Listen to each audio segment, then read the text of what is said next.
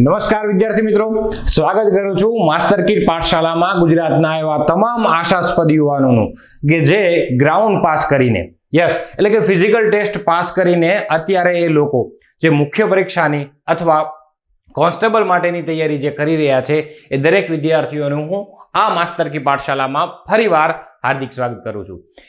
તો મેં અગાઉના વિડીયોમાં કીધું હતું એ મુજબ કે ભાઈ ટૂંક જ સમયમાં અમે આ ડિજિટલ પ્લેટફોર્મ ઉપરથી ગુજરાતના જે યુવાનો છે જે પોલીસ કોન્સ્ટેબલની તૈયારી કરે છે એની સાથે સાથે પીએસઆઈ ભરતી બોર્ડની પણ તૈયારી કરે છે, સાથે સાથે આવનારી કોઈ પણ ગુજરાત સરકારની પરીક્ષાની તૈયારી કરતા વિદ્યાર્થીઓ માટે માસ્ટર કી પાઠશાલા પ્લેટફોર્મ ઉપરથી તમને ટૂંક જ સમયમાં સારામાં સારું જ્ઞાન પીરસવામાં આવશે, જેની શરૂઆત આજે એટલે કે આ પહેલા લેક્ચરથી કરીએ છીએ. તો કહીએ કે ગુજરાતમાં જ્યારે કોઈ ભરતીની પ્રક્રિયા શરૂ હોય અને એમાં પણ ગુજરાતમાં પોલીસ કોન્સ્ટેબલ માટેની એટલે કે પોલીસ ભરતીની જ્યારે શરૂઆત હોય, ગ્રાઉન્ડ પૂરું થઈ ગયું હોય, ફિઝિકલ ટેસ્ટ લેવાઈ ગઈ હોય એટલે પછી વિદ્યાર્થીઓને ઘણા પ્રશ્નો મૂંઝવતા હોય અને આપ સૌ જાણો છો એ મુજબ કે અત્યારે એટલે કે આ ભરતીમાં જે કોર્સ બદલાણો છે અને એ કોર્સમાં 30 માર્કનું ગણિત પોલીસ કોન્સ્ટેબલની વાત કરીએ તો 30 માર્કનું રિઝનિંગ અને સાથે સાથે 20 માર્કનું જે ગદ્યાર્થ ગ્રહણ છે એના માટે વિદ્યાર્થીઓને જે પ્રથમ પડાવ કહીએ કે પેપર 1 કહીએ અથવા ગ્રુપ એ કહીએ અથવા વિભાગ એ કહીએ તો પણ ચાલે, એ વિભાગ માટે વિદ્યાર્થીઓને ઘણા બધા મૂંઝવતા પ્રશ્નો હોય છે અને હું એક ગુજરાતીના શિક્ષકના ભાગરૂપે એટલે કે શિક્ષકના ફરજ રૂપે હું આજે એ ગુજરાતના તમામ વિદ્યાર્થીઓ માટે જે 20 માર્કનો ટોપિક છે ગદ્યાર્થ ગ્રહણ એની આજે આપણે ચર્ચા કરીએ છીએ. બીજી કોઈ અન્ય વાત ન કરતા ફક્ત ને ફક્ત સમય ઓછો છે અત્યારે કે મારે બીજી કોઈ મારી યુટ્યુબ ચેનલની વાત કરવી, મારા પ્લેટફોર્મની વાત કરતા પહેલા હું તમને આજે આપણે ટોપિકની જ શરૂઆત કરી દઈએ કે વહેલી તકે આપણે જ્યાં સુધી પરીક્ષા ન આવે ત્યાં સુધી એ તમામ વિદ્યાર્થીઓને પૂરેપૂરું આ જ પ્લેટફોર્મ ઉપરથી બને એટલું આપણે પૂરેપૂરી મદદ કરી શકીએ. તો આજે મારે પોલીસ કોન્સ્ટેબલમાં જે 20 માર્કનું ગદ્યાર્થ ગ્રહણ પૂછાય છે એના વિશે થોડીક વિસ્તારપૂર્વક મારે ચર્ચા કરવી છે કે ઘણા વિદ્યાર્થીઓને સૌથી પહેલા તો એ જ પ્રશ્ન હોય છે કે સર ગદ્યાર્થ ગ્રહણ એકચ્યુઅલી છે શું, મતલબ એ શું કન્સેપ્ટ છે. તો કદાચ આપણે ધોરણ 8, 9 અને 10માં જ્યારે આપણે નાના હતા ત્યારે આપણે ભણતા એ સમયે એક પેરેગ્રાફ આવતો અને એ પેરેગ્રાફ પહેલા પૂરી મૂળથી વાત કરું છું. એ પેરેગ્રાફ આવતો અને એ પેરેગ્રાફના નીચે 2, 3, 4 કે 5 પ્રશ્નો પૂછાતા અને એ પ્રશ્નોના આધારે આપણે પેરેગ્રાફમાંથી જવાબ આપવાના હોય છે. તો કે હા સાહેબ એવું અમે સાંભળેલું છે, એવું અમે કદાચ અટેન્ડ પણ કરેલું હશે. અત્યારના વિદ્યાર્થીઓનો કોર્સ બદલાઈ ગયો તો કદાચ ગદ્યાર્થ ગ્રહણ નહીં પૂછતા હોય, પણ હા એવું કંઈક હોય છે. ઓકે, પણ તમારે જે પોલીસ કોન્સ્ટેબલની ભરતીમાં ગદ્યાર્થ ગ્રહણ પૂછાવાનું છે એ બાબતે સામાન્ય રીતે ઉચ્ચારણ તો આપણે આવું કહી શકીએ, ગદ્ય અર્થ ગ્રહણ, ગદ્યાર્થ ગ્રહણ આવી રીતે બોલી શકાય છે, બરોબર. ઘણા લોકો અલગ અલગ એનું ઉચ્ચારણ કરતા હોય છે પણ એ બધું સરખું જ કહેવાય છે, એમાં કાંઈ વાંધો નહીં. ઉચ્ચારણ સાથે આપણે અત્યારે કોઈ લેવા દેવા નથી.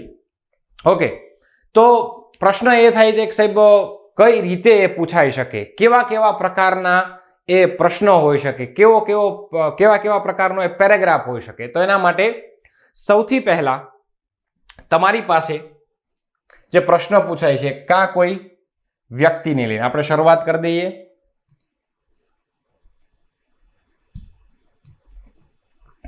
ઓકે, સૌથી પહેલા તો કાં કોઈ વ્યક્તિને સંદર્ભમાં હોય, મતલબ કોઈ વ્યક્તિને સંબોધીને વાત કરેલી હોય, એ પછી કોઈ પણ આપણા સ્વાતંત્ર્ય સેનાની હોય, એ અબ્દુલ કલામ સાહેબ હોય, એ ગાંધીજી હોય, એ લોકમાન્ય તિલક હોય, કોઈ વ્યક્તિને સંબોધન કરીને અથવા એના વિશે વાત કરીને એક પેરેગ્રાફ આપેલો હશે. એ પેરેગ્રાફમાં એ વ્યક્તિ વિશે તમામ બાબતો ઊંડાણપૂર્વક લખેલી હશે, એના જીવન ચરિત્ર વિશે લખેલી હશે.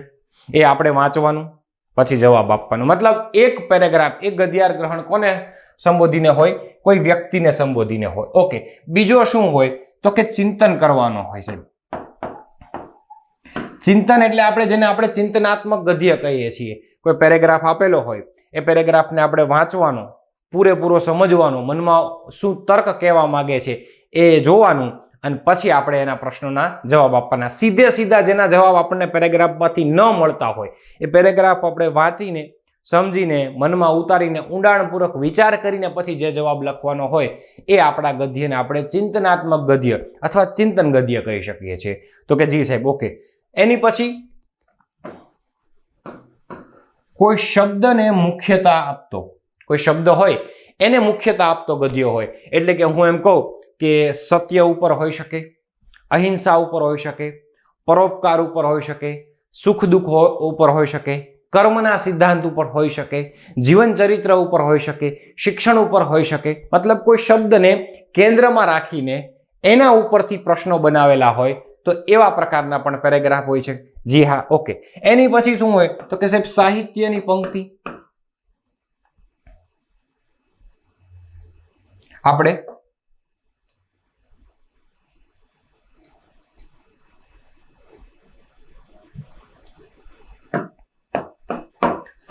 કોઈ સાહિત્ય પંક્તિ હોય, કોઈ બે પંક્તિ, ચાર પંક્તિ કે 6 પંક્તિના આધારે તમને પ્રશ્ન પૂછેલા હોય. એક્ઝામ્પલ તરીકે હું એમ કહું કે ભાઈ વાળ થઈને ચીબડા ગળે, સોંગી વસ્તુ ક્યાંથી મળે, જો ખડું ખાતું હોત અન્ન તો જીવે નહીં એકેય જન. મતલબ આ બે પંક્તિ હોય, એની નીચે પાછી બીજી બે પંક્તિ હોય, એની નીચે પાછી ત્રીજી 3-4 પંક્તિ હોય. તો એ પંક્તિ સમજવાની, એક પ્રકારના વિચાર વિસ્તાર જેવું. એ પંક્તિ સમજવાની, એ પંક્તિનો તથ્ય શું છે એ સમજવાનું, તર્ક શું કહે છે એ સમજવાનું, પછી નીચે આપેલા પ્રશ્નોના તમારે જવાબ આપવાના હોય છે. તો એક આ પ્રકારે પણ તમારી પાસે ગદ્ય હોય છે. તો 3-4 પ્રકારના પેરેગ્રાફ થઈ ગયા. તો કે હા સાહેબ, ઓકે. પછી જે ગુજરાતના તમામ વિદ્યાર્થીઓને જે મૂંઝવણરૂપ પ્રશ્ન છે, કયો મૂંઝવણરૂપ પ્રશ્ન છે કે સાહેબ વ્યાકરણ આવશે, વ્યાકરણ પૂછાશે, વ્યાકરણ પૂછાશે તો કયું વ્યાકરણ કરવાનું. તો સાહેબ એ બાબતે યસ પણ ન કહી શકીએ અને નો પણ ન કહી શકીએ, પણ હા એટલું ચોક્કસ કહી શકીએ કે તમને પ્રાથમિક જ્ઞાન ગુજરાતી ભાષાના વ્યાકરણનું પ્રાથમિક જ્ઞાન હોવું જોઈએ. તો કે પ્રાથમિક જ્ઞાન હોવા માટે તમને થોડું ઘણું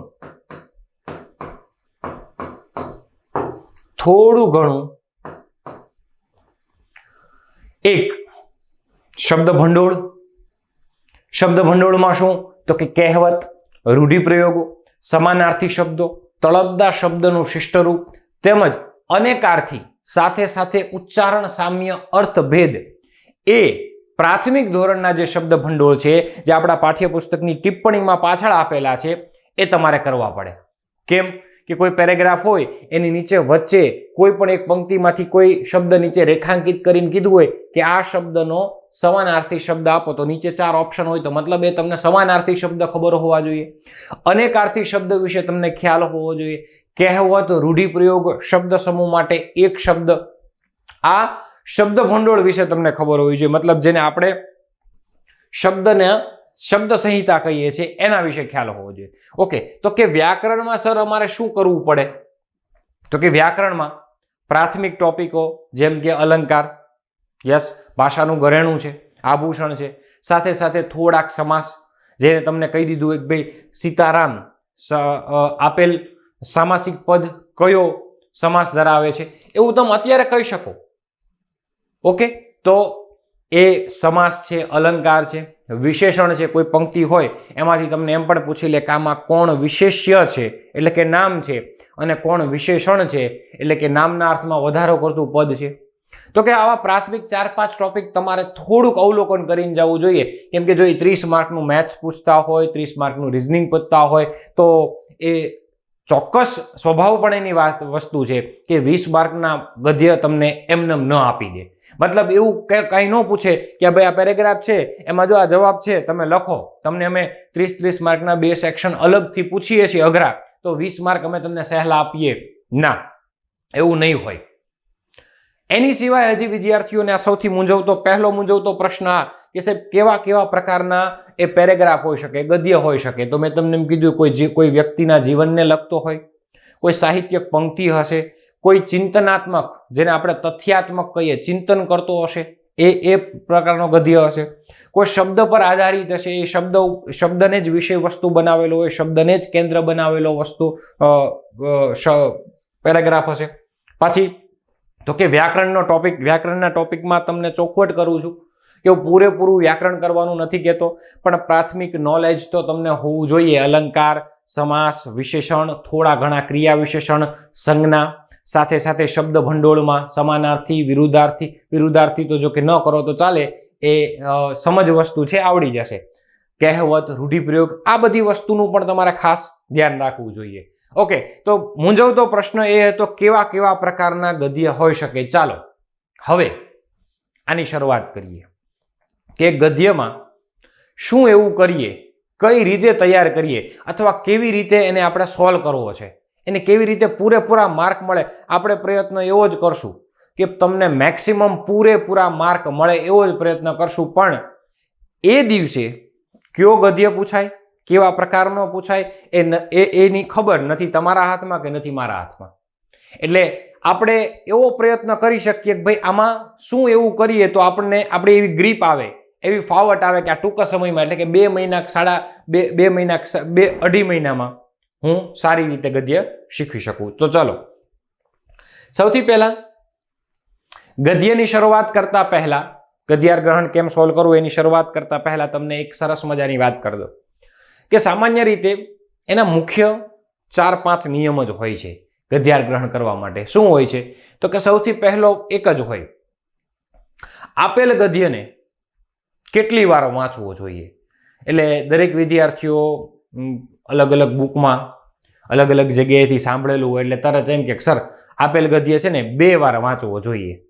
તો મારા મતે જો તમે 2 વાર વાંચો છો અને 2 વાર તમને નથી સમજાતું તો હાથ દઈને ઊભું રહી જવાનું, નહીં વાંચવાનું? ના, એવું નથી હોતું. ક્લિયર સ્પષ્ટ શબ્દમાં કહું છું, ગદ્યખંડ પ્રયત્ન તો એવો જ કરવાનો કે 2 વાર વાંચો એટલે સમજાઈ જાય. પણ કદાચ 2 વાર વાંચે નથી સમજાતો તો તમે 3 વારે વાંચી શકો અને 4 વારે વાંચી શકો. એટલે તરત તમને એવો પ્રશ્ન થશે, સાહેબ એવો ટાઈમ ક્યાં છે? એ તો વિદ્યાર્થી મિત્રો તુંડે મતિ ભિન્ના એ મુજબ હોય કે જેને સમજવા માટેની શક્તિ ધીમી છે એ વ્યક્તિને વાર લાગશે, પણ જેનો વિચાર શક્તિ સારી છે, વાંચવામાં સ્પીડ સારી છે, અમુક લોકોને અમુક શબ્દના ઉચ્ચારણ પણ નથી ખબર પડતા, તો એ લોકો કદાચ 3 વારે વાંચવું પડે, એ લોકોને 4 વારે વાંચવું પડે. એટલે હું ફરીવાર કહું છું કે આપેલ ગદ્યને જ્યાં સુધી ન સમજાય ને ત્યાં સુધી વાંચવું. એટલે પ્રયત્ન એવો જ કરવો કે પહેલી અને બીજી વારે સમજાઈ જાય. કદાચ બીજી વારે નથી સમજાતું તો તમારે ભાઈ વાંચવો પડે ત્રીજી પણ વાર. એટલે સૌથી પહેલો અગત્યનો નિયમ એવો થઈ ગયો કે ગદ્યખંડને, આપેલા ગદ્યખંડને 1 વાર, 2 વાર અથવા જ્યાં સુધી ન સમજાય ને ત્યાં સુધી વાંચવો. સર તમે કેમ ભાર આપો છો એ પહેલા જ નિયમમાં, પહેલા જ તર્કમાં કેમ એટલી બધી વાર લગાડો છો? તેનો માટેનો જવાબ છે કે જે છે ને વિદ્યાર્થી મિત્રો એ જ છે, એને તમે વાંચશો નહીં તો તમને ખબર જ નહીં પડે આમાં શું વિષય વસ્તુ છે. અને વિષય વસ્તુની નહીં ખબર પડે તો ચાવીરૂપ શબ્દની નહીં ખબર પડે, ચાવીરૂપ શબ્દની નહીં ખબર પડે તો સમગ્ર ગદ્યમાં કોના વિશે વાત કરેલી છે, શું વાત કરેલી છે એની નહીં ખબર પડે. પછી તમે પ્રશ્ન આ જૂનું ગદ્યાર્થ ગ્રહણ નથી હો, જે 7મા 8મા 9મા ધોરણમાં આવતું કે સીધી બેઠી લાઈન લખી નાખો ને જવાબ પ્રશ્નનો માર્ક મળી જતો. એ ગદ્યને આ ગદ્યમાં લાખ ગાડાનો ફેર છે ભાઈ. એટલે સ્પષ્ટ કહું છું કે આ પેરેગ્રાફ તમારે શાંતિથી વાંચવાનો છે જ્યાં સુધી ન સમજાય ત્યાં સુધી. ઓકે, એને તમે વાંચશો એટલે અંદરથી તમને 2 વસ્તુ મળશે. એક, તમને યોગ્ય શીર્ષક મળી જશે, અને નંબર 2, તમને શું કહેવા માંગે છે, કોના વિશે વાત કરેલી છે, શું આમાં મુખ્ય પ્રતિબિંબ છે. એટલે કે એ પેરેગ્રાફનું તમને મુખ્ય વિષય વસ્તુ મળી જશે. બસ ખતમ, ખલાસ, ફિનિશ. આ 2 વસ્તુ તમને મળી જાય એટલે તમારે કોઈ પણ જાતની ચિંતા કર્યા વગર મનને ટાઢકથી કહી દેવાનું, હાશ ચાલો હો મને ખબર પડી ગઈ. ઓકે, બીજું અગત્યનું પગલું, બધા જ પ્રશ્નોને પહેલા 1 વાર વાંચી લેવાના. બધા જ પ્રશ્નોને 1 વાર વાંચવાના. વાંચીને સેજ પણ ઉતાવળ ન કરવાની, ચાલો હું જવાબ લખી નાખું, ફટાફટ જવાબ લખી નાખું. ના, એ પ્રશ્નોને વાંચવાના, પછી ફરીવાર પેરેગ્રાફ ઉપર નજર કરવાની, જવાબ યોગ્ય સેટ કરવા, જવાબ યોગ્ય સેટ કરીને પછી જ જવાબ લખવા આગળ વધવું. પ્રશ્નો વાંચીને પછી 1 વાર એ જવાબ જે અંદર છે પેરેગ્રાફમાં એ બધાને પહેલા મગજમાં સેટ કરવા. એ સેટ કરશો તો જ તમને ખ્યાલ આવશે કે કોઈ એક પ્રશ્નનો જવાબ તો અહીંયા 2 વાર છે, અથવા કોઈ પ્રશ્ન નંબર 2 અને પ્રશ્ન નંબર 3 ના જવાબ અહીં સરખા છે. તો શું કરવાનું? તો એમાં પણ પછી વેરિએશન હશે. તર્ક હશે કે ભાઈ આ પ્રશ્ન આની સાથે જ સુસંગત છે, આ પ્રશ્નનો જવાબ આની સાથે જ સુસંગત છે.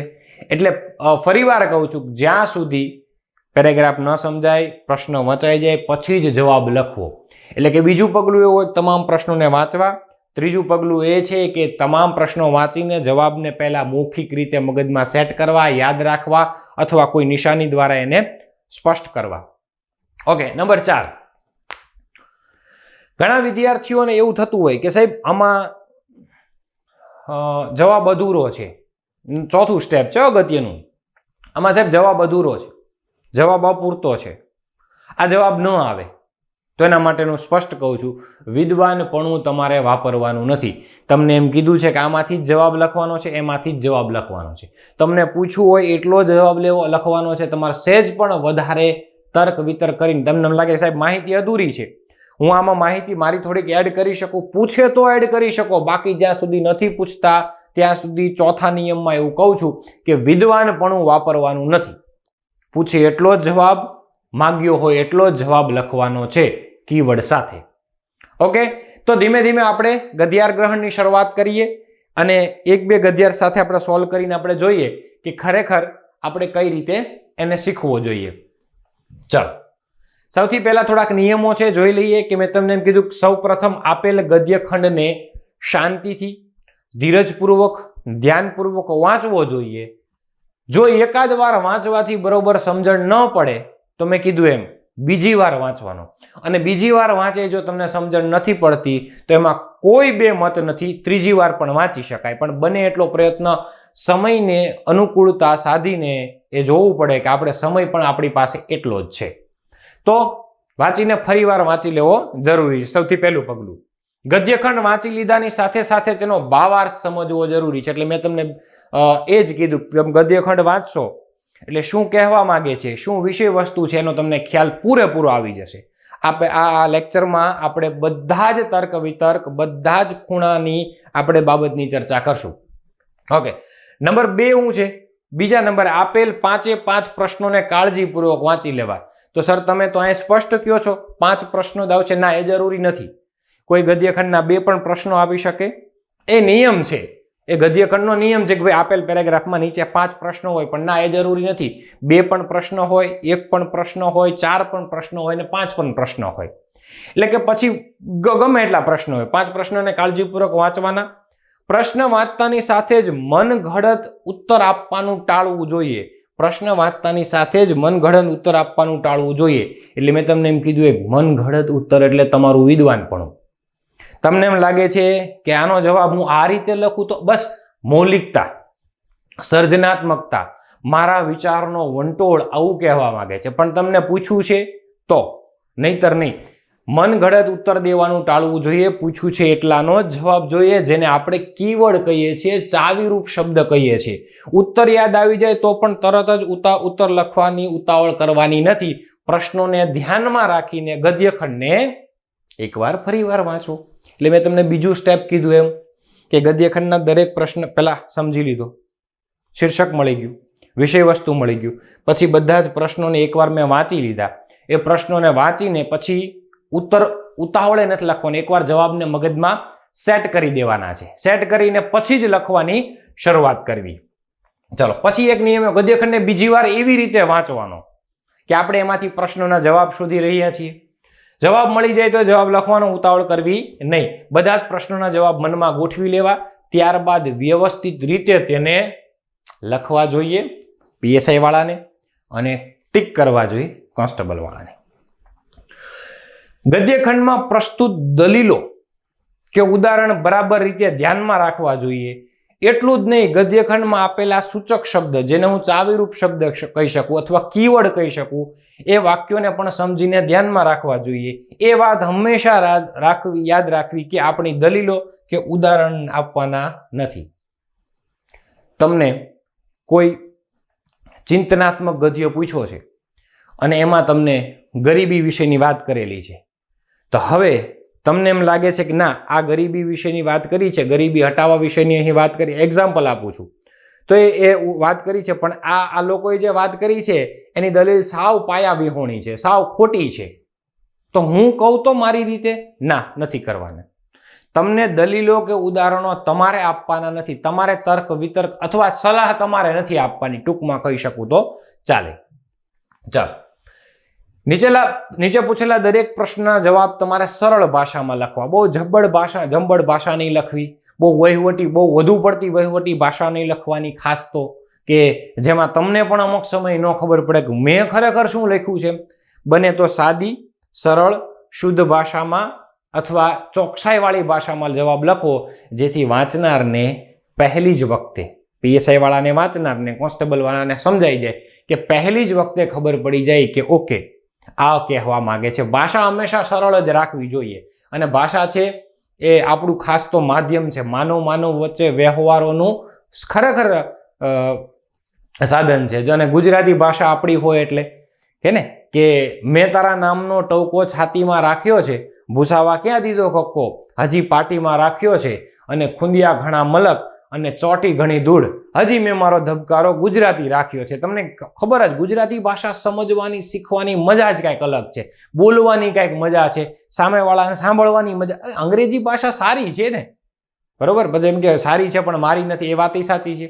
અંગ્રેજી ભાષા સારી છે, થોડીક આમ ઇમ્પ્રેસિવ ભાષા છે, બધી સાચી, પણ જે મીઠાશ ગુજરાતી ભાષામાં બોલવાની મજા આવે એ બીજી અન્ય ભાષામાં મને ખરેખર નથી એમાં મજા આવતી, એ ગુજરાતીના શિક્ષક તરીકે. તો બાકીની તો અલગ વસ્તુ છે.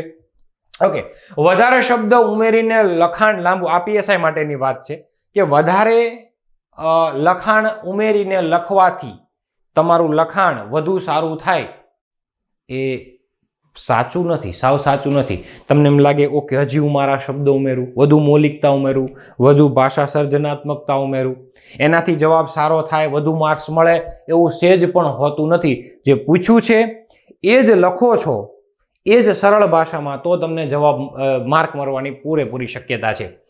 આ ગદ્યખંડમાં જેમ જેમ જવાબ મળે તેમ તેમ તમારે પેન્સિલ વડે ટીક કરવું જોઈએ, પણ એ ખાલી પીએસઆઈ માટે છે. ઓકે, અત્યારે આપણે ખાસ કોન્સ્ટેબલ ઉપર ફોકસ કરશું. ગદ્યખંડના દરેક પ્રશ્નોના જવાબ ક્રમબદ્ધ રીતે જ લખવા. સાચી વાત છે, ક્યારેય ઉતાવળ ન કરવી.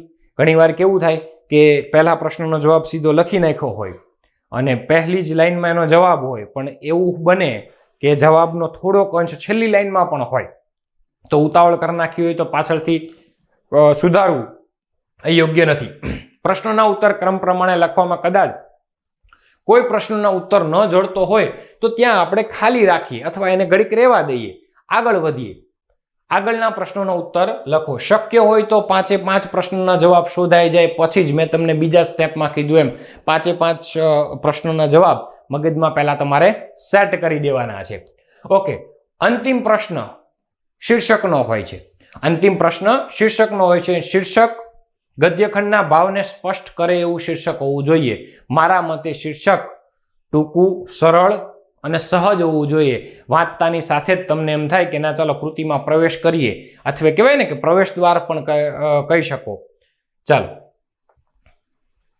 યસ, આ લેખન માટેની વાત છે કે જ્યારે તમે જવાબ લખતા હોય ત્યારે તમારી જોડણી સાચી હોવી જોઈએ, વિરામચિહ્નો સાચા હોવા જોઈએ, શુદ્ધતા હોવી જોઈએ, ચોકસાઈ હોવું જોઈએ, પૂછે એટલું જ જવાબમાં હોવું જોઈએ. કીવર્ડની ઓળખ બરાબર રાખો.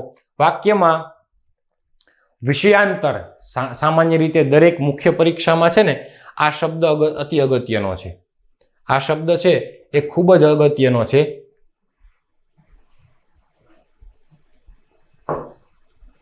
વિષયાંતર.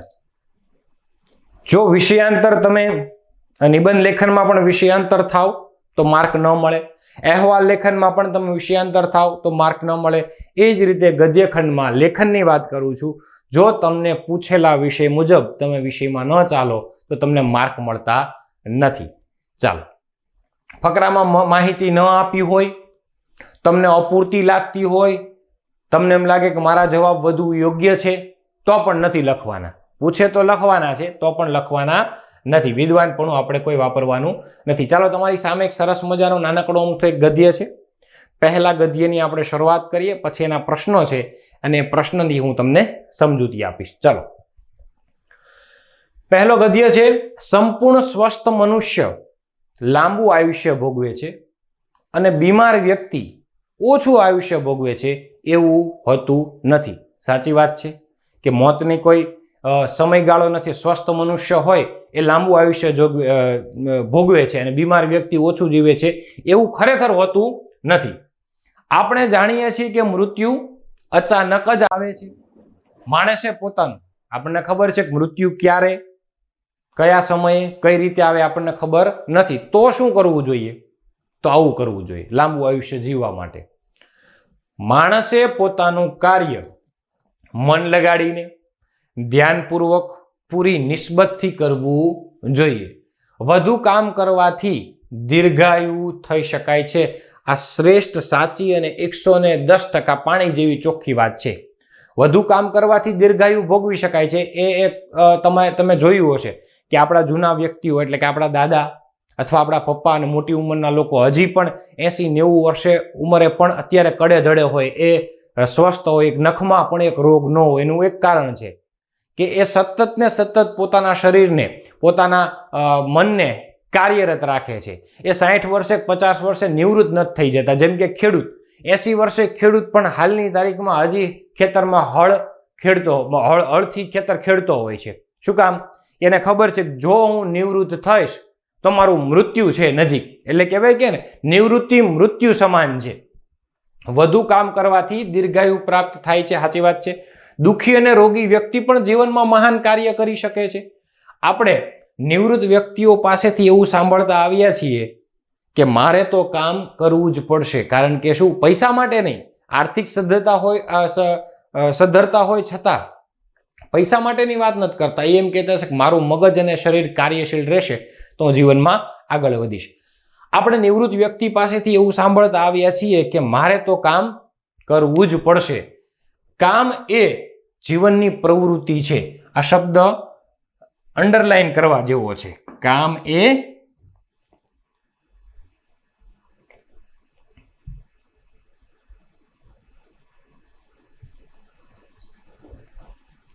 જીવનની પ્રવૃત્તિ છે.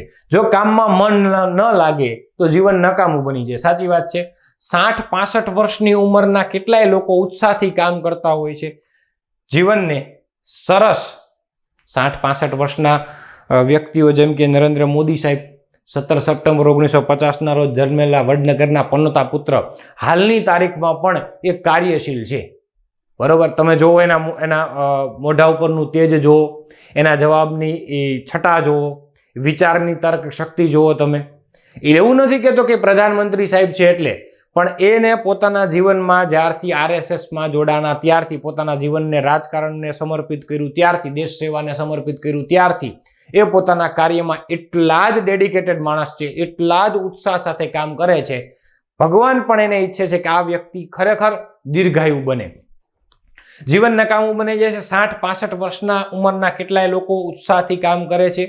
અને છેલ્લે કીધું છે કે જીવનને સરસ, અર્થપૂર્ણ અને જો ઉપયોગી બનાવવું હોય તો એ ધ્યાનમાં વાત રાખી લો. કઈ વાત ધ્યાનમાં રાખી લો?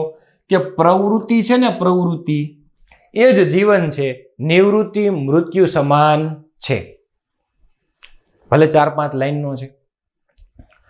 આ પેરેગ્રાફ આપણે વાંચો, આપણને એક જ વસ્તુ મગજમાં આવે કે સર, અહીં છે ને વારંવાર એક બાબત આપણને કહે છે. શું? કર્મ કરો, કર્મ કરો, કર્મ કરો. તો આપણે એવું કહી શકીએ કે આનું જો મને શીર્ષક પૂછે તો હું એમ કહી શકું કર્મનું મહત્વ? તો કે હા, મારો સાચો પણ પડે. સાહેબ, આનું મુખ્ય વિષય વસ્તુ, આમાં શું એવી બાબત છે મેન સેન્ટરમાં જે પ્રતિબિંબ થાય છે? તો કે સર, આખા પેરેગ્રાફમાં, સમગ્ર ગદ્યમાં અહીં મને કર્મની મહત્વ, મતલબ કર્મનો સિદ્ધાંત શીખવાડેલો છે. તો કે બસ, વાત પૂરી. આ તમને ત્યારે જ ખબર પડે કે જ્યારે તમે આને શાંતિથી એકવાર તમે મન લગાડીને સમજ્યા હોય તો, અથવા મન લગાડીને તમે સાંભળ્યું હોય તો. જો એના પ્રશ્નો પણ છે નીચે.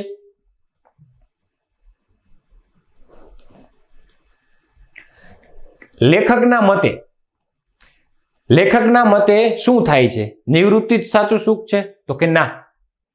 બીમાર વ્યક્તિ ઓછું જીવન જીવે છે? તો કે ના. સંપૂર્ણ સ્વસ્થ મનુષ્ય લાંબુ આયુષ્ય ભોગવે છે? તો કે ના. કાર્યમાં મગ્ન રહેવાથી જ દીર્ઘાયુષ્યનું સુખ ભોગવી શકાય છે. તો જવાબ આપણો શું બનશે વિદ્યાર્થી મિત્રો? એ. તો કે જવાબ આપણો બને એ. બસ, આ જવાબ આપણો. મેં કોઈ તીર નથી માર્યું આ જવાબ ટીક કરીને, કે તમે કોઈ એવું અભિમાન ન રાખતા હા જવાબ સીધો આવડી ગયો. હું ખાલી એટલું કહેવા માંગુ છું કે આવું એક પેરેગ્રાફની કોઈ પણ પેરેગ્રાફ હોય, કોઈ પણ પ્રકારના, એ સાહિત્યના હોય, ચિંતનના હોય, તથ્યના હોય, વ્યાકરણ સંબંધિત હોય, કોઈ પણ હોય, શરત માત્ર એટલી કે તમારે એને શાંતિથી વાંચવાનું, વાંચીને શું કહેવા માંગે છે સમજવાનું, અને સમજના આધારે તમે જવાબ ટીક કરશો એ તમને જવાબ સાચો પડશે. આ તો ઉદાહરણ છે. જો સામાન્ય રીતે ગદ્યાર ગ્રહણમાં એવું કહી શકાય કે તમે એક લેક્ચર લઈ શકો અને 100 લેક્ચર પણ ટૂંકા પડે, પણ પેટર્ન તો આ જ હશે. શું કે તમારે સમજવાનું, જવાબ શું પૂછે છે એનો જવાબ આપવાનો. યસ. તો બીજો પ્રશ્ન, જીવનને સરસ, અર્થપૂર્ણ અને ઉપયોગી બનાવવાનું સૂત્ર આપણે છેલ્લી લાઈનમાં જોયું. જીવનને સરસ, અર્થપૂર્ણ અને ઉપયોગી બનાવવાનું સૂત્ર શું હતું?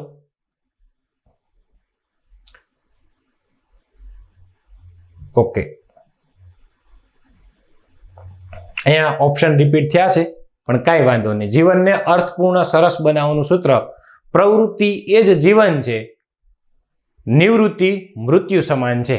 આપણો જવાબ આવશે પ્રવૃત્તિ એ જ જીવન છે, નિવૃત્તિ મૃત્યુ સમાન છે. ચાલો, બીજો આપણી પાસે છે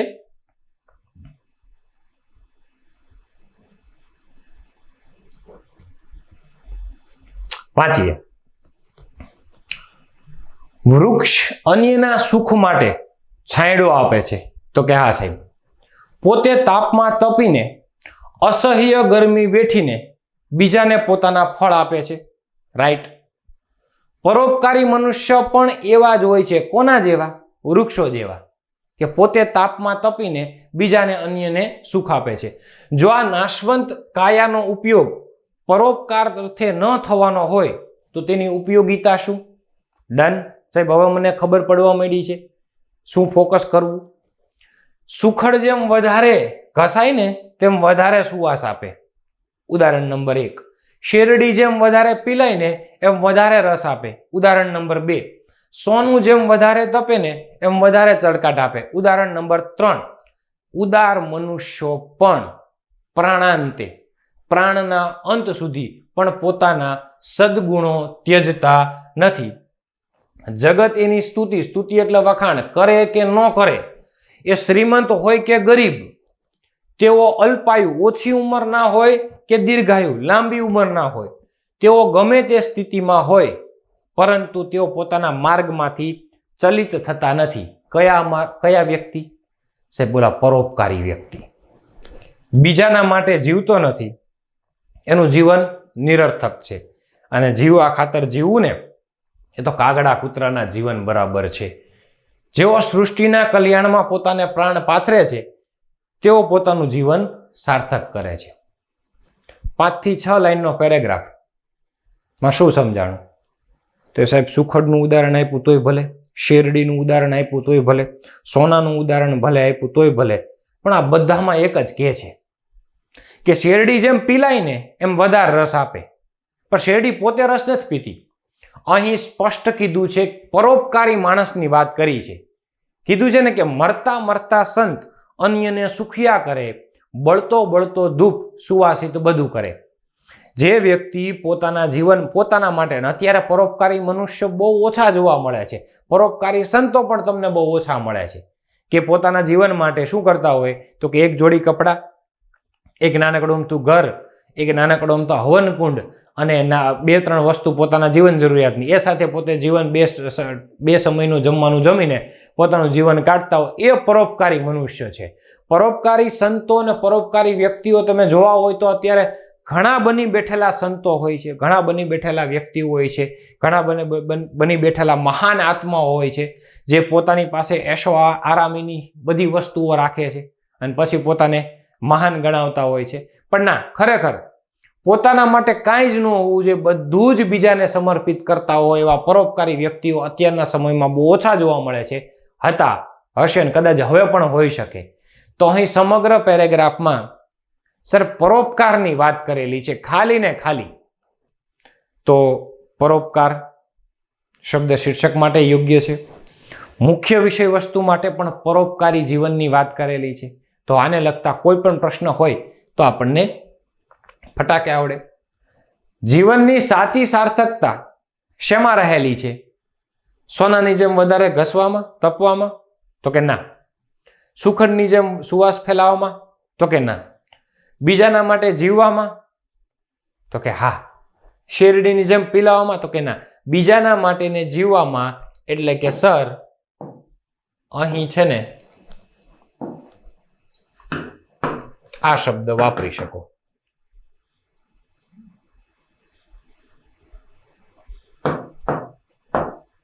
પરોપકાર શબ્દ તમે વાપરી શકો પરોપકાર માટે. બસ આટલું જ હોય છે. પછી તો કે જીવવા ખાતર જીવવું એટલે તો કે કાગડા કૂતરાના જીવન બરોબર છે. આ એક ઉદાહરણ છે. આ બધું ત્યારે જ શક્ય બનશે કે જ્યારે તમે એ દરેક વસ્તુને તમે શાંતિથી સમજશો, એને ઉતારવાનો પ્રયત્ન કરશો તો તમને આવડશે. ચાલો પછી ત્રીજો એક હજી એક ગદ્ય જોઈ લઈએ. જોઈએ. એકાગ્રતાની શક્તિ જેમ વધુ કેળવાતી જશે ને તેમ વધુ ને વધુ જ્ઞાન પ્રાપ્તિ થઈ જશે. જ્ઞાન પ્રાપ્તિ માટે આ જ શ્રેષ્ઠ ઉપાય છે. આ જ શ્રેષ્ઠ ઉપાય એટલે એકાગ્રતા. બૂટ પોલિશ કરવા વાળો જેમ વધારે એકાગ્ર થશે એમ એટલા એના જોડા વધુ ચમકાવશે, એટલે વધારે ચમકવાળા બનશે. એ જ રીતે એકાગ્રતા સાથે રસોઈઓ વધારે સારી રસોઈ બનાવશે. જીવ ઠેકાણે હોવો જોઈએ, હે ને? ધન મેળવવા માટે ઈશ્વરની આરાધના કરવા માટે કે ધન મેળવવા માટે ઈશ્વરની આરાધના કરવા માટે, રસોઈ બનાવવા માટે, બૂટ પોલિશ કરવા માટે, જીવનના કોઈ પણ કાર્ય કરવા માટે, અન્ય કોઈ પણ કાર્ય બજાવવા માટે એકાગ્રતાની શક્તિ જેટલી વધારે તેટલું કાર્ય વધુ સરળ થાય. સ્પષ્ટ વાત છે. હું વાંચવા બેસું અને પેરેગ્રાફ મને પહેલી જ વારે સમજાઈ જાય છે તો સમજવાનું કે એ સમય મારે 1 સેકન્ડ પણ અન્ય કોઈનો વિચાર નહોતો આવ્યો, કોઈ પરિસ્થિતિનો નહીં, કોઈ વ્યક્તિનો નહીં, કોઈનો મને વિચાર નહોતો આવ્યો. પણ વાંચતી વખતે મને પહેલી વાર નથી સમજાતું, બીજી વારે નથી સમજાતું, ત્રીજી વારે નથી સમજાતું, તો સમજવાનું કે અત્યારે મારો પૂરેપૂરી એકાગ્રતા અહીંયા નથી, મારું મગજ બીજે ક્યાંક છે. અને વર્ષોથી ગુરુઓ, જ્ઞાનીઓ, શિક્ષકો, વડીલો કે આપણા નજીકના વ્યક્તિ આપણને સમજાવતા કે જે કોઈ પણ કાર્ય કરો એ કાર્યમાં તમારો 100% આપો, સફળતા મળે જ. અને એ 100% આપવા માટે એક શક્તિ હોવી જોઈએ. મનની શક્તિ, શરીરની શક્તિ સાથે સાથે એકાગ્રતાની શક્તિ હોય એટલે તમે સફળ થાવ જ. કોઈ આ વિડીયો જોતા જોતા, આ પેરેગ્રાફ જોતા જોતા, સાંભળતા સાંભળતા તમે મને એમ કે વાંચતા હોય, તમે કહો હા સર ધ્યાન, હું એમ કહું એક ચકો હતો, એક ચકી હતી, એ બે રાંધી ખીચડી. હવે થોડીક વાર રહીને આખી વાર્તા કરું ને તો તમને આરામથી આવડશે. શું કામ? રસ હતો, એકાગ્રતા હતું એટલે. પણ હું સારા સાયન્સના ફોર્મ્યુલા બોલું તો ઘડીક તમારું મગજ ડાયવર્ટ થશે, કેમ કે એ સમયે તમારી એકાગ્રતા નહોતી. આ સાબિત થઈ ગયેલી વસ્તુ છે. ઘણા એમ કે 1.5 મહિના સર વાંચ્યું ને તો એ પાસ થઈ ગયો, અને ઘણા એમ કે સાહેબ 5 વર્ષથી વાંચતો હતો ને તો પાસ નથી થયો. એક જ માત્ર રીઝન, એ 1.5 મહિના એકાગ્રતાને એને ધારણ કરી લીધી હોય, એ રગે રગમાં ઉતાર લીધી હોય. એકાગ્રતાની શક્તિ આ દુનિયામાં ક્યાં મેળવાયું છે, આપણે એના દ્વાર કેમ ખખડાવવા પડે છે તે જાણીએ. યોગ્ય પ્રહાર કેવી રીતે કરવો એ પીછાની એટલે ઓળખીએ તો જગત તેના રહસ્યો આપણી સમક્ષ ખુલ્લા કરવા માટે તૈયાર થશે. એકાગ્રતાથી આ પ્રકારનું બળ અને શક્તિ મળે છે, વિવેકાનંદજીએ કીધું છે. સ્વામી વિવેકાનંદજી પોતાની બધા શક્તિઓમાંથી મુખ્ય શક્તિને કોને માનતા હોય તો કે સાહેબ એકાગ્રતાને. અને એ પણ આપણે શીખીએ છીએ કે એકાગ્રતાથી બધું પ્રાપ્ત થઈ જાય. જોઈએ, નીચેના વિધાનોમાંથી ગદ્યખંડના આધારે કયું વિધાન સાચું નથી? એકાગ્રતાને લીધે ઈશ્વરની આરાધના વધુ સારી બને છે. અહીંયા શું પૂછ્યું છે? સાચું નથી. તો કે હા સાહેબ બને. એકાગ્રતાને લીધે રોગીનો રોગ વધારે પીડાદાયક બને? ના, એવું ન હોય. એકાગ્રતાને લીધે બૂટ પોલિશ વાળો જોડાને વધારે ચમકદાર બનાવશે? તો કે હા, આગળ ઉદાહરણમાં ટાંકેલું છે. એકાગ્રતાને લીધે રસોઈઓ વધુ સારી રસોઈ બનાવશે? તો કે હા, 100%. એકાગ્રતાને લીધે ઈશ્વરની ભક્તિ, તમે આમ હાથ જોડેલા હોય, આમ ભગવાન સામે હોય અને મન બીજે કૂદકા મારતું હોય તો ભગવાન પ્રસન્ન ન થાય. પણ ઘરે બેઠે બેઠા એક ખૂણામાં હાથ જોડીને ઈશ્વરને એકાગ્રતાથી પ્રાર્થના કરો તો ઈશ્વર સ્વયં ખુદ તમારા હૃદયમાં પ્રવેશ કરે. સમજો છો ને? આ તાકાત શીખવા જેવી છે. ઓપ્શન બી આવે નહીં. ડન. બસ કાંઈ જ છે નહીં. જોજો, ગદ્યખંડને યોગ્ય શીર્ષક આપવો હોય તો શું આપી શકો? એકાગ્રતાની શક્તિ. બૂટ પોલિશ વાળો નો આવે. આવું તો કાંઈ આવતું નથી. 100%ની એક જ વાત છે, તમે ગદ્યખંડને શાંતિથી સમજો, વિચારો, યોગ્ય નિર્ણય લ્યો, શું કહેવા માંગે છે સમજો. હું કાંઈ એવો મોટો તજજ્ઞ નથી કે તમને સીધો એમ કહું કે આ કરો એટલે થઈ જાય, પણ આ પેટર્ન મુજબ ચાલો એટલે કોઈ દિવસ વાંધો નહીં આવે. ચાલો. કાચા સૂતરનો દોરો જટ તૂટી જાય છે, પણ એ દોરો જ્યારે બીજા દોરાઓ સાથે જોડાઈ જાય, એક કાચા સૂતરનો દોરો બીજા સાથે તૂટી જાય છે, પણ એને બીજા દોરાઓ સાથે જોડો, એકઠો વણાઈને દોરડારૂપ તૈયાર થાય છે, ત્યારે એને તોડવો મુશ્કેલ છે. હા સાહેબ, હવે સમજાય છે, હવે સમજાય છે. હાલો, ક્યાં જવા માંગો છો? અને તે મોટા વજનનો કે ભાર ખેંચીને લઈ જવા સક્ષમ જાય છે. ઓકે, એક દોરાની વાત કરી સાહેબ, એકલો દોરો હોય તૂટી જાય, પણ એ જ દોરો બીજા હજારા દોરાઓ સાથે વણાઈને દોરડા રૂપે તૈયાર થાય, તો એ દોરડું ભારે કે વજનને ખેંચીને ગમે ત્યાં લઈ જાય. ઓકે, એક માણસને બીજો માણસ મળે અને બંને માણસ જો પૂરેપૂરા સશક્ત હોય તો એમનું જોર આખી દુનિયા પર ભારે થઈ જાય. સાહેબ, હા, આ ઓલી વાર્તા જેવું છે. એકલો ભારી તોડી ન શકે, બરોબર, બધા એક સાથે તોડી શકે. હા. આમ માણસ પોતાના બળમાં, શરીર બળમાં, વિદ્યા કે જ્ઞાન બળમાં કે પછી બુદ્ધિ બળમાં વધારો થાય છે. આ વધારાના યોગે ને કારણે દુનિયામાં ફેરફાર થઈ જાય છે. એક પુરુષ ગમે એટલો ચતુર કે પરાક્રમી હોય, તે એકલો શું કરી શકે? કહેવત છે ને કે 2 હાથ વિના તાળી ન પડે. તો યસ, અહીં એ ભેગા થવા માટેની વાત કરેલી છે, અહીં બંધનની વાત કરેલી છે, અહીં એકતાની વાત કરેલી છે. તો આનું પહેલા પેરેગ્રાફનું આપણે જોયું તો એ કર્મનો સિદ્ધાંત હતો. બીજો પેરેગ્રાફ આપણે જોયો તો એમાં પરોપકારીની વાત હતી. ત્રીજો પેરેગ્રાફ આપણે જોયો તો એમાં શું હતું? તો કે એકાગ્રતાની શક્તિ હતી. અને ચોથો પેરેગ્રાફ આપણે જોયો તો એમાં એકતાના બળની વાત કરેલી છે.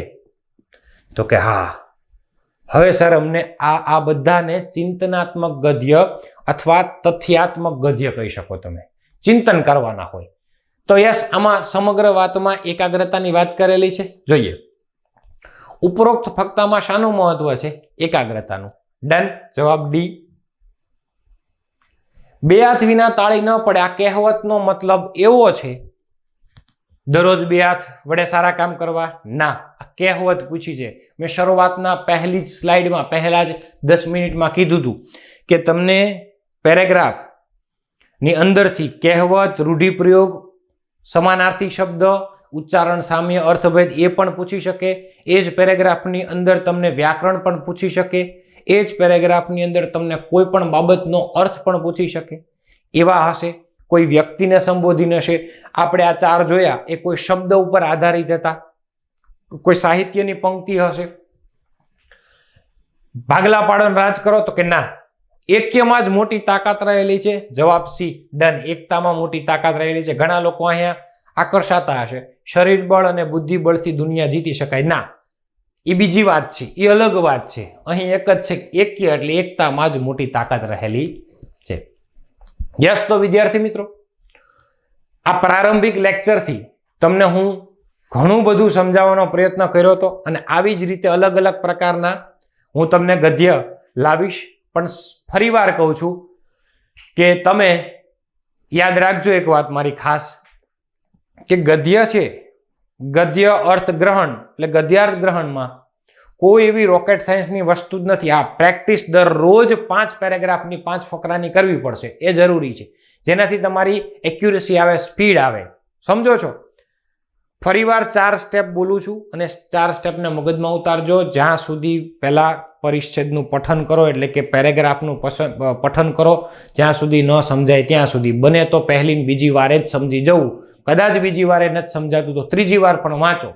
જે છે એ જ છે, એ વાંચશો એટલે તમને શીર્ષક મળશે. એ શીર્ષકના આધારે જ તમારે વિષય વસ્તુ મળશે અને વિષય વસ્તુથી જ તમારે જવાબ લખવાના છે.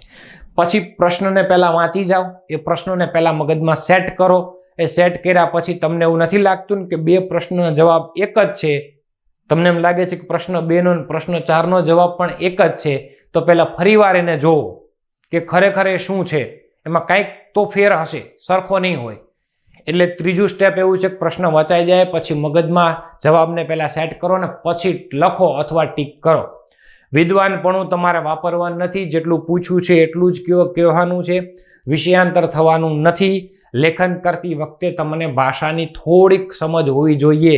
જોડણી, વાક્ય રચના, વિરામ ચિહ્નોનો પણ ખાસ રાખવો.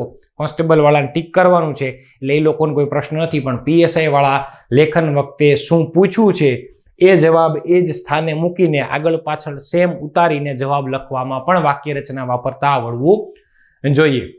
યસ, તો ફરીવાર મળશું નવા એક પેરેગ્રાફ સાથે, નવા મુખ્ય પરીક્ષાના એક ટોપિક સાથે. એટલે કે હવે આપણે ફરીવાર મળશું એક પત્ર લેખન સાથે. ત્યાં સુધી જય હિન્દ, જય ભારત.